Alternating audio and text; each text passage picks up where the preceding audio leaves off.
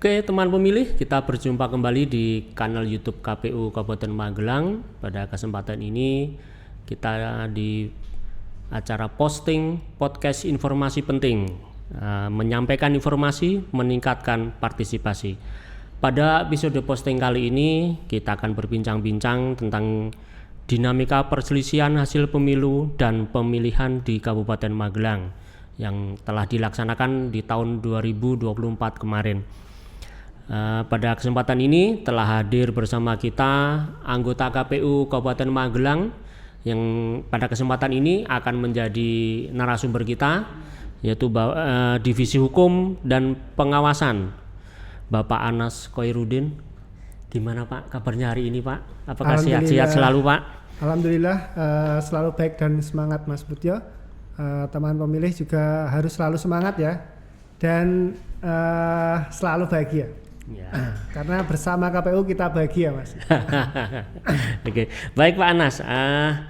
Teman pemilih, Pak Anas ini merupakan anggota KPU Kabupaten Magelang yang terbaru ini dan paling muda. Nah, ini boleh diceritakan Pak Anas, mungkin sebelum Pak Anas masuk menjadi anggota Kabupaten Magelang sampai nanti Pak Anas ini menduduki jabatan sebagai anggota Kabupaten Magelang di Divisi Hukum dan Pengawasan ini Pak. Monggo Pak, silakan. Baik Mas Butyo. Teman pemilih, perkenalkan nama saya Anas Khoirudin. Tempat tanggal lahir Magelang 7 November tahun 1992.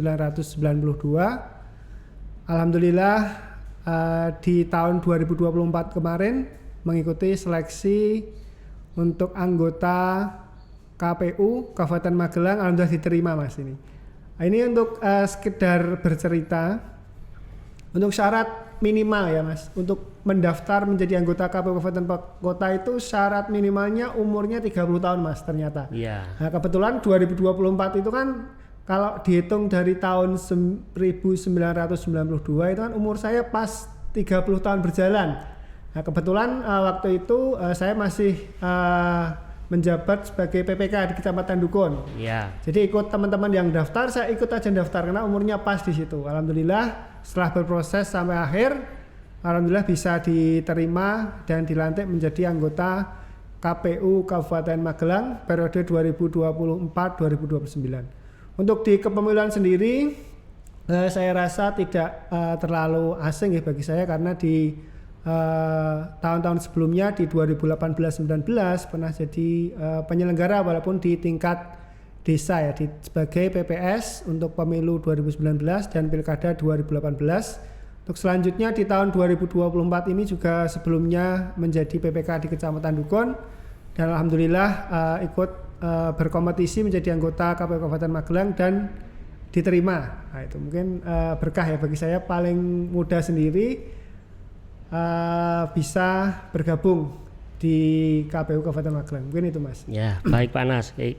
Begitulah teman pemilih, perkenalan singkat dari Pak Anas ya, sudah disampaikan. Mungkin nanti kalau teman pemilih ada yang berjumpa Pak Anas di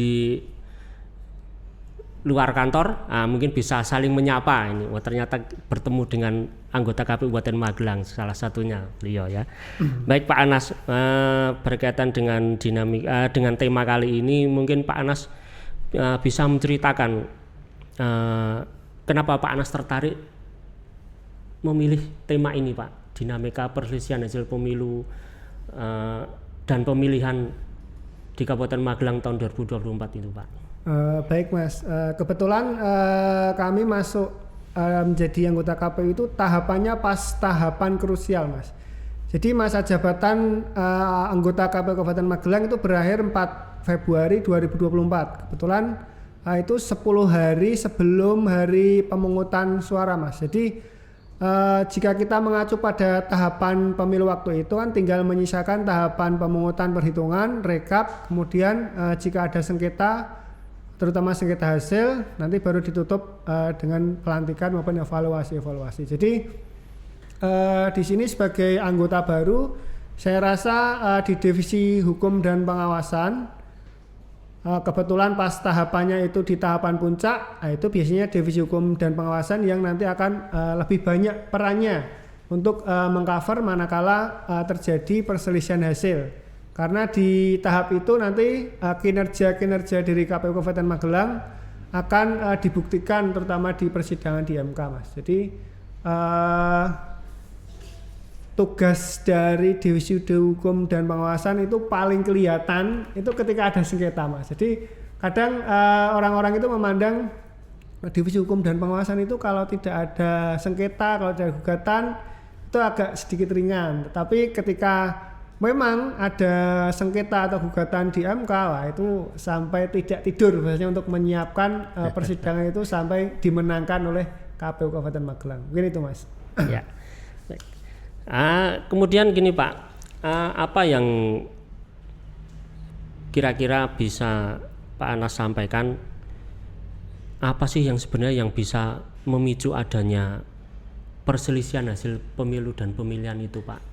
Mungkin Pak Anas bisa ceritakan terkait hal itu biar nanti teman pemilih bisa mengetahui sebagai gambarannya itu, Pak. Oke, baik Mas. Teman pemilih, tentu saja proses pemilu maupun pemilihan adalah suatu proses yang panjang dari tahap persiapan nanti sampai terpilih calon-calon yang dikehendaki oleh rakyat. Jadi memang pemilu maupun pemilihan itu adalah sarana yang dibolehkan menurut aturan kita ya, Mas. Jadi di situ juga ada fasilitas ketika suatu calon itu ketika berkompetisi merasa kurang puas dengan hasil yang didapat ya, baik itu hasil suara maupun yang lainnya, maka peserta pemilu maupun pemilihan bisa mengajukan kalau di akhir tahapan setelah pemungut hitung maka bisa mengajukan keberatan. Dalam hal ini sering kita kenal dengan perselisihan hasil di Mahkamah Konstitusi.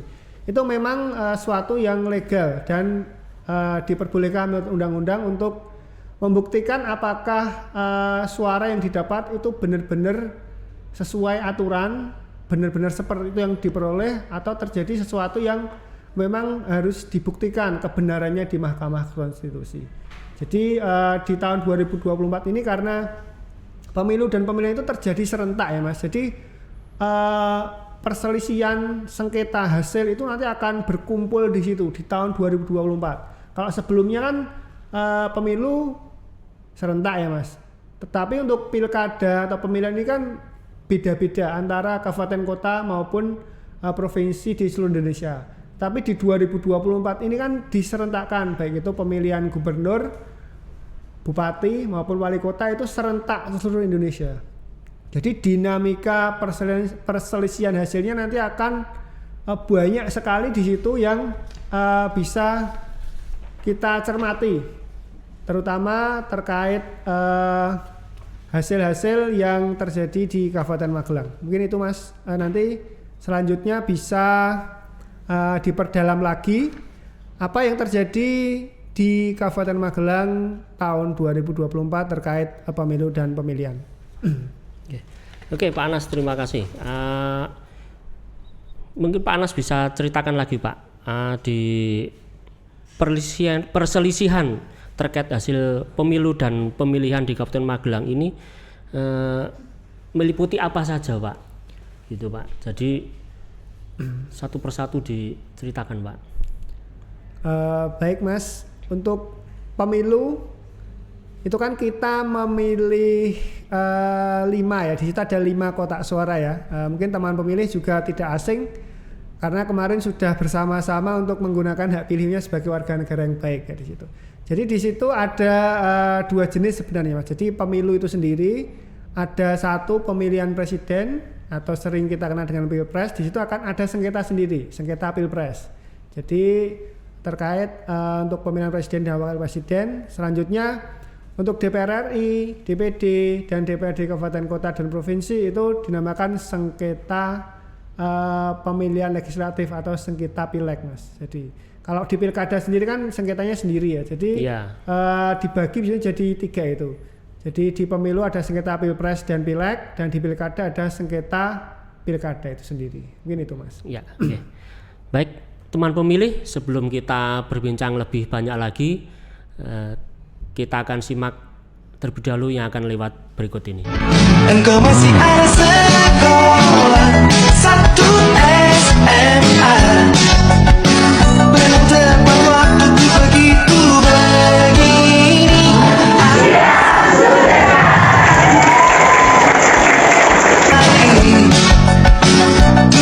Baik teman pemilih, kita kembali lagi di posting KPU Kabupaten Magelang, podcast informasi penting.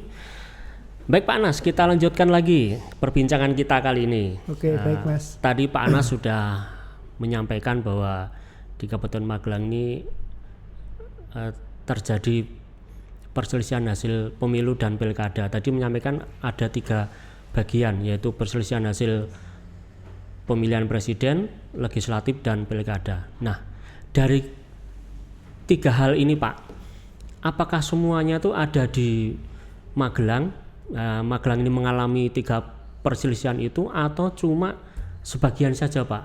Nah, ceritakan Pak, biar teman pemilih ini mengetahui Pak. Monggo Pak. Oke, baik Mas. Kembali lagi teman pemilih, untuk perselisihan hasil pemilu maupun pemilihan atau pilkada di Kabupaten Magelang, itu kita awali dulu dari yang pemilu Mas, karena itu pemilu itu kan waktunya lebih dahulu. Karena pemilihan itu terjadi belakangan. Jadi pemilu yang kita semua tahu dilakukan secara serentak di bulan Februari tahun 2024 kemarin. Di situ memilih 5 pilihan ya, ada 5 kotak. Di situ kami ulangi kembali. Yang pertama memilih presiden, wakil presiden, kemudian DPR RI, DPD, DPRD provinsi, dan yang terakhir DPRD kabupaten kota. Nah, jadi yang pertama itu sengketa yang dimunculkan itu adalah sengketa hasil terkait pemilihan presiden dan wakil presiden Mas. Jadi karena itu domainnya tingkat nasional, maka pemohon dalam arti pasangan calon yang keberatan terhadap hasil itu mengajukan keberatan ke MK. Jadi keberatannya termohon langsung ke KPU RI Mas. Jadi sebagai termohonnya itu langsung KPU RI. Jadi KPU RI di situ mempelajari apa saja muatan dari pemohon. Jadi pemohon itu keberatannya di bagian mana terkait hasil. Nah, jadi di situ diturunkan ke provinsi, semua provinsi yang menjadi lokus di situ, dan dari provinsi diturunkan ke kabupaten kota Mas. Jadi untuk di Kabupaten Magelang sendiri ini menjadi ada 1 ini Mas. Jadi yang didalilkan oleh pemohon. Jadi ketika mantan Presiden Jokowi waktu itu kunjungan kerja di Kabupaten Magelang Mas. Jadi ada bantuan ke pedagang Mas di situ. Nah, itu juga menjadi salah satu objek yang disengketakan Mas. Jadi karena itu kebetulan terjadi di wilayah Kabupaten Magelang, di pasar di Kecamatan Mungit waktu itu, sehingga kami KPU Kabupaten Magelang diminta untuk membuat kronologi Mas. Jadi membuat kronologi terkait detail dari acara kunjungan mantan Presiden Joko Widodo di Kabupaten Magelang. Di situ Kabupaten Magelang bekerja sama antara KPU dan Bawaslu mengumpulkan dokumen-dokumen maupun bukti-bukti beserta menyusun kronologi untuk diserahkan ke KPU RI melalui KPU Provinsi Jawa Tengah Mas. Itu untuk yang pertama ya, yang pemilihan presiden. Selanjutnya untuk yang pemilihan legislatif atau pileg, di situ ada DPR RI, DPD, DPRD provinsi, DPRD kabupaten kota. Di Kabupaten Magelang sendiri kebagian nih Mas, alhamdulillah kebagian, karena di Jawa Tengah 35 kabupaten kota itu tidak semuanya kebagian Mas. Jadi ternyata kebagiannya itu lumayan, kalau dari segi lokus TPS-nya itu paling banyak sendiri Mas. Jadi di situ lebih dari 200 lokus langsung nembak ke TPS-nya. Bahasa itu, oh ini hasilnya di TPS ini itu tidak sesuai gitu. Itu ada lebih dari 200 TPS Mas. Itu dihitung-hitung sekitar 261 TPS Mas. Karena di DPR RI ini di Kabupaten Magelang itu ada di Jawa Tengah 6 ya Mas, Dapil 6, beserta yang ikut ke lokusnya DPR RI Jateng 6 itu Kabupaten Magelang, Kabupaten Temanggung, dan Kabupaten Purworejo. Tapi Kabupaten Temanggung dan Purworejo itu cuma sedikit. Yang paling banyak itu Kabupaten Magelang, 261. Jadi dari banyaknya lokus ini ya menjadi suatu pengalaman lah yang paling berharga itu. Alhamdulillah itu sampai proses akhir itu juga dimenangkan Mas, dimenangkan oleh KPU. Itu untuk yang pemilihan pileg ya, pemilihan legislatif. Yang terakhir untuk pilkada ya atau pemilihan serentak 2024 itu karena kita domainnya ada di Bupati ya Mas, Bupati Wakil Bupati Magelang, itu alhamdulillah tidak ada sengketa Mas. Tapi juga kita juga menyelenggarakan pemilihan Gubernur Jawa Tengah Mas. Di situ sempat juga pemohon itu mengajukan gugatan terkait hasil ke MK. Nah, juga itu ternyata Kabupaten Magelang itu juga kebagian Mas. Jadi terkait adanya dugaan keterlibatan kepala desa ini Mas. Wah, di situ. Jadi sempat koordinasi dengan Bawaslu terkait apakah itu ada atau tidak, buktinya seperti apa. Terus kita KPU menyusun kronologi, menyampaikan kepada KPU Provinsi Jawa Tengah. Tapi seiring berjalannya waktu, persidangan selanjutnya ternyata gugatan untuk pemilihan Gubernur Jawa Tengah itu dicabut Mas. Jadi otomatis dimenangkan oleh KPU Provinsi Jawa Tengah. Jadi tidak dilanjutkan seperti itu. Jadi itu untuk gambaran umum sengketa hasil pemilu dan pemilihan di Kabupaten Magelang di tahun 2004. Baik Pak Anas, tadi Pak Anas sudah menceritakan ketiga hal perselisihan atau sengketa yang terjadi di Kabupaten Magelang tersebut. Nah Pak, hal ini akan muncul, itu pasti ada yang mengungkap gitu Pak ya, dari pihak lain. Nah, hal ini terungkap itu berkat temuan dari mana atau dari siapa Pak? Apakah dari Bawaslu atau Panwasam yang ada di tingkat kecamatan atau mungkin dari pihak luar Pak yang melaporkan Pak? Monggo Pak. Oke baik Mas, kembali lagi teman pemilih. Jadi sengketa itu yang disengketakan adalah yang dimohonkan oleh pemohon Mas. Jadi pemohon itu melakukan keberatan apa, itulah yang kita jawab Mas. Jadi selama ini kan pemohon itu sendiri, terutama dari pasangan calon, itu kan pasti mengumpulkan data-data Mas, dari awal tahapan, dari pencalonan nanti sampai pungut hitung. Ini paling banyak sendiri kasus itu selain di pemungutan dan perhitungan, karena pasangan calon kan masing-masing punya saksi ya Mas di TPS, saksi yang ikut proses jalannya pemungutan dan perhitungan, bahkan direkap baik tingkat kecamatan, tingkat kabupaten sampai tingkat provinsi, tingkat nasional itu juga ada saksi. Di situ saksi-saksi pasti mencatat jika terjadi kejanggalan terkait proses dari bawah. Dari TPS angkanya sekian, ternyata naik ke kecamatan, kabupaten, provinsi sampai tingkat atas itu berbeda. Itu biasanya menjadi data-data awal yang nanti akan dibuat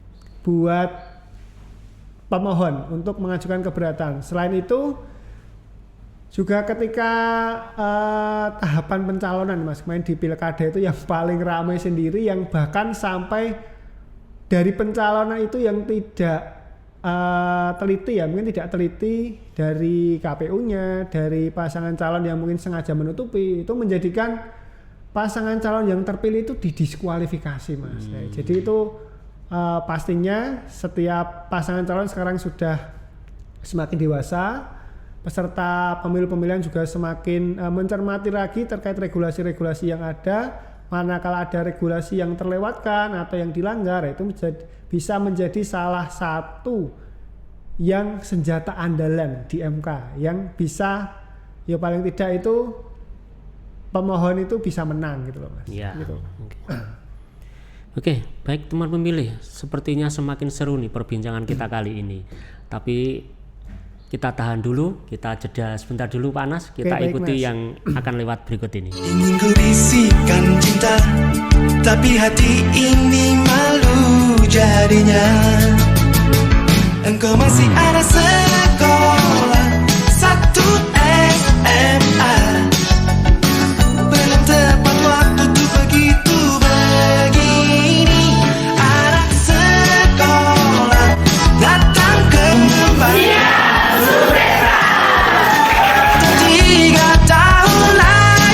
pemilih, kita lanjut lagi perbincangan kita kali ini. Tadi sudah disampaikan oleh Pak Anas yang sangat menarik sekali tentang perselisihan atau sengketa yang terjadi di Kabupaten Magelang. Kemudian satu hal Pak, yang perlu disampaikan ke teman pemilih ini, dengan menghadapi sengketa tersebut, apa yang dilakukan oleh KPU Kabupaten Magelang Pak? Itu Pak, monggo Pak, silakan Pak.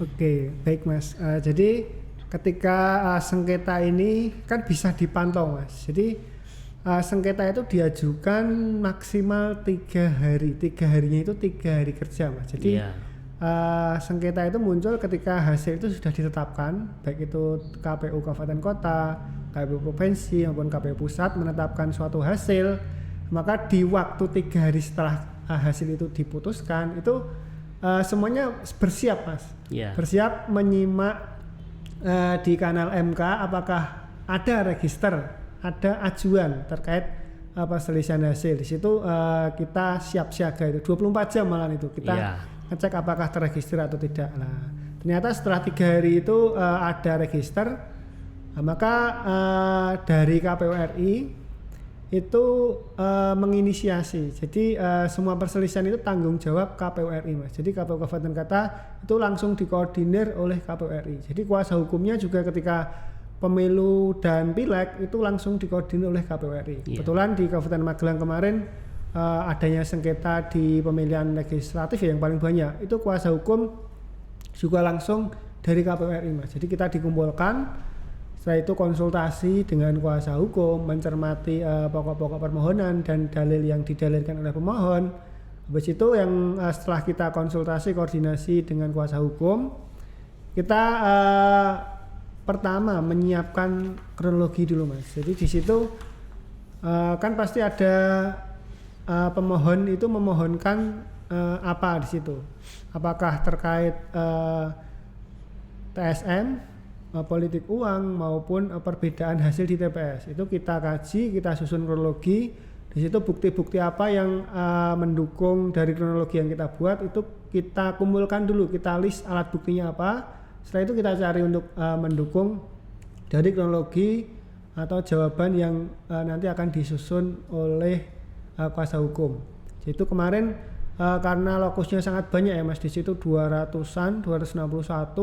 Jadi kita mengumpulkan C hasil yang di TPS itu cukup banyak ya, karena memang lokusnya banyak.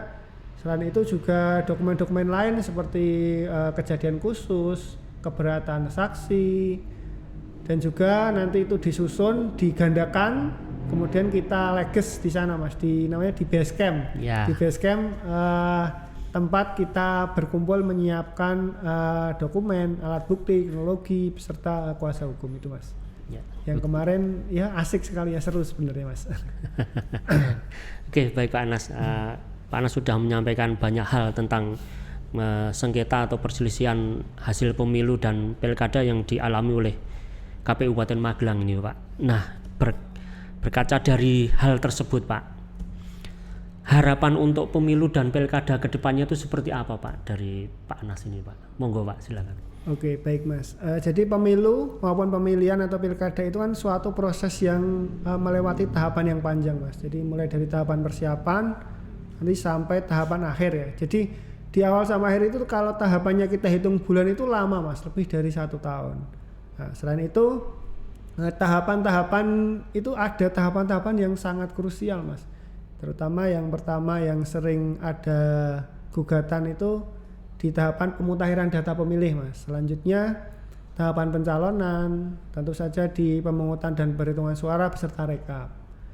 Jadi selain pemilu atau pemilihan itu suatu proses yang panjang, kita juga tahu kalau pemilu itu bisa dikatakan suatu proses administrasi Mas. Jadi setiap tahapan itu ada administrasi yang dimunculkan, baik itu surat, berita acara dan lain sebagainya. Jadi harapannya, karena kemarin ketika ada sengketa itu mungkin ada beberapa dokumen atau administrasi yang kita itu kurang jeli Mas.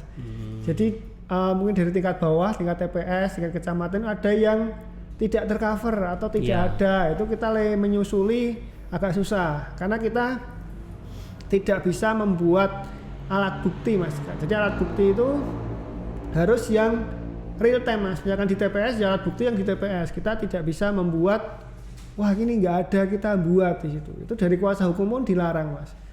Jadi kedepannya harapannya setiap tahapan semuanya administrasi apa yang muncul itu lebih kita openi bahasanya Mas. Openi ya apapun yang muncul di situ dokumen baik itu mungkin surat, mungkin foto, video dan lain sebagainya itu kita kumpulkan sedemikian rupa yang rapi Mas. Jadi ketika nanti sengketa itu ada, kita sudah ada ini senjatanya. Karena sengketa itu memang kesempatan kita untuk membuktikan kinerja kita.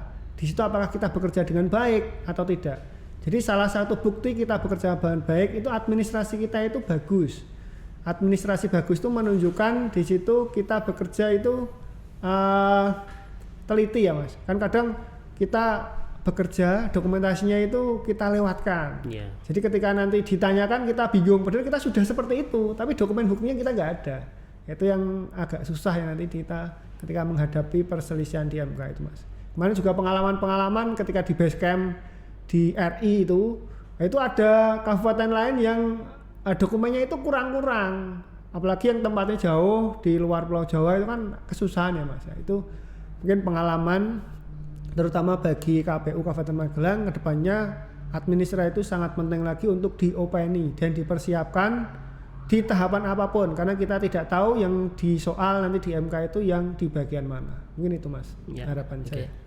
Baik Pak Anas, kita sudah berbincang banyak dan satu lagi Pak, kami mohon untuk closing statement dari Pak Anas tentang tema kali ini Pak, monggo Pak. Oke baik Mas. Jadi pengalaman itu adalah guru yang paling baik Mas. Jadi pengalaman itu bisa bersumber dari pengalaman sendiri. Berarti pengalaman sendiri ini kita ada pengalaman sengketa pileg kemarin yang sangat banyak itu juga menjadi pengalaman ya. Karena kita di pilkada itu tidak ada sengketa, maka kita bisa mengambil pengalaman atau pelajaran dari kasus-kasus yang lain Mas. Jadi karena di pilkada itu numpuk ya, serentak, jadi gugatannya juga melumpuk serentak di situ. Ada beberapa kasus-kasus yang menarik untuk kita cermati dan bisa kita jadikan pelajaran. Karena ada banyak sekali kasus-kasus di Jawa Tengah itu juga ada, di luar Jawa Tengah, di luar Pulau Jawa itu banyak sekali kasus-kasus sengketa yang bisa kita pelajari, kita cermati untuk persiapan kita untuk pemilu dan pemilihan yang akan datang. Maka dari itu KPU Kabupaten Magelang ini secara rutin ya, itu setiap minggunya di hari Kamis itu mengikuti suatu kajian yang diselenggarakan oleh KPU Provinsi Jawa Tengah yang membahas, mengkaji terkait hasil-hasil putusan MK, selisih hasil perolehan hasil pilkada serentak tahun 2024 di seluruh Indonesia Mas. Jadi setiap minggu di situ digali sampai mendatangkan narasumber dari kabupaten, kota dan provinsi yang terjadi sengketa Mas. Mungkin itu nanti bisa kita simak kembali terkait pembahasan itu di kesempatan posting saya nanti yang akan datang. Mungkin itu yang bisa kami sampaikan. Banyak kekurangan, kehilafan, saya mohon maaf yang sebesar-besarnya Mas. Terima kasih. Baik teman pemilih, demikian kita ternyata sudah sampai di penghujung acara kali ini. Kita sudah berbincang-bincang. Terima kasih Pak Anas. Siap, Mas. Sudah bersedia dan meluangkan waktu untuk menjadi narasumber kita mengisi episode kali ini.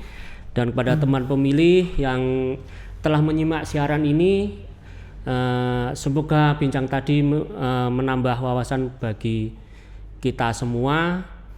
Terus nantikan episode posting berikutnya dengan tema-tema yang menarik lainnya. Demikian, terima kasih, sampai jumpa di episode berikutnya.